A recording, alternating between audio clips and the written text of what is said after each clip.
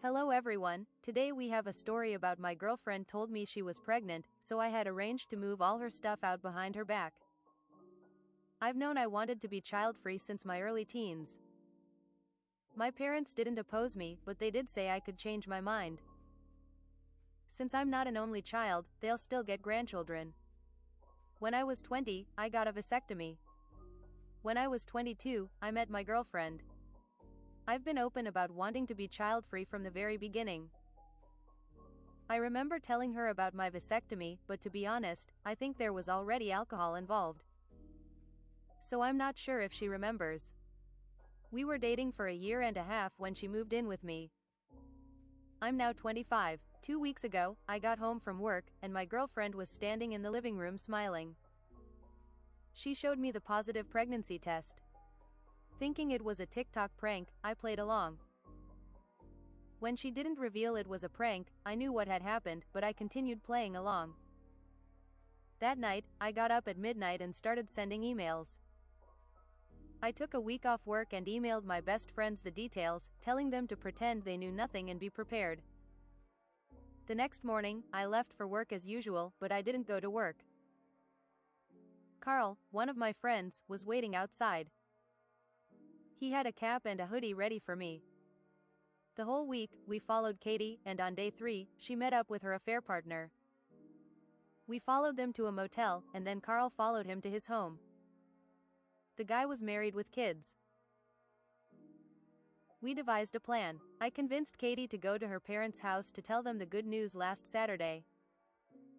While there, I gave my friends the keys to my home. At Katie's parents' house, we had lunch with the parents and siblings first, and then Katie told them the good news. Everyone was happy. After a while, I got a call I had to take. It was my friends telling me they were done and ready. So I asked to make an announcement. I pulled Katie aside in front of everyone. I bet they thought I was going to propose.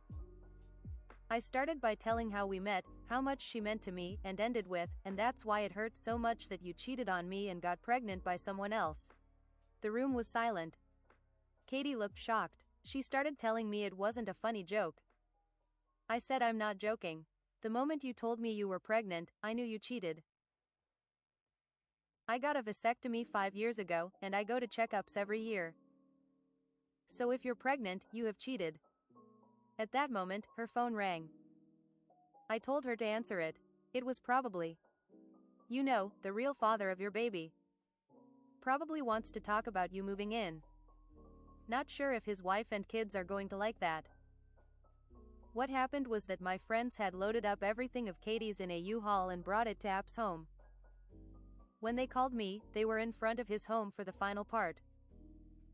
They rang the doorbell and asked the AP where they could put her things. He was confused, and they handed him and his wife a folder with pictures of him and Katie. And Carl said, since Op is kicking her out, she needs a place to stay. We're just here delivering her things. And since you don't want the woman who is pregnant with your child to stay on the street, we assumed you would take her in. AP called Katie yelling that she ruined his life and he never wants to see her again. After hearing him scream over the phone, I said, oh, so his wife doesn't want his mistress and their affair baby living there. So you'll have to stay here, with your parents. With that, I walked away, leaving a crying Katie and her confused and angry family behind.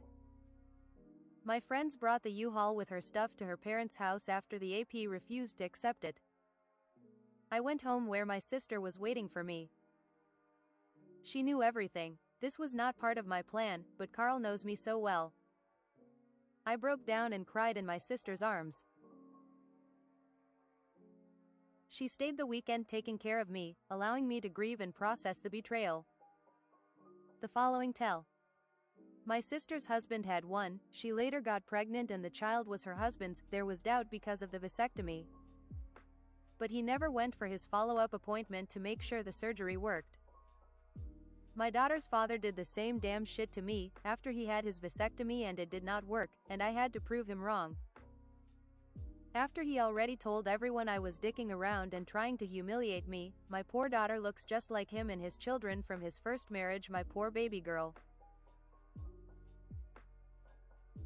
He then went on to dump me and have several other children with multiple other women and did the same thing to them, saying they were lying and cheating on him. What a piece of shit he truly was. May he not rest in peace. The following tell. I think some details need to be changed about the moving truck. If you rented the truck under your name and it's not returned, you get charged for it. There would be no motivation for her family to unpack and return the truck. And having been someone who rented a U-Haul for someone else who got pulled over for driving without a license and the truck was abandoned on the side of the road, trust me when I say it is a terrible idea to rent it for someone else and you actually have to sign saying who will be driving it and can get in trouble if someone not listed drives it. I think that she would only have her clothes and personal effects and it should be packed in trash bags. And no need for a U-Haul but for the friends to toss the bags out of the back of their pickup truck and then drive away. The following tell. Your comment about getting regularly checked says you had a recent vasectomy. Most urologists want 2 consecutive samples of no sperm or at least no viable sperm after surgery.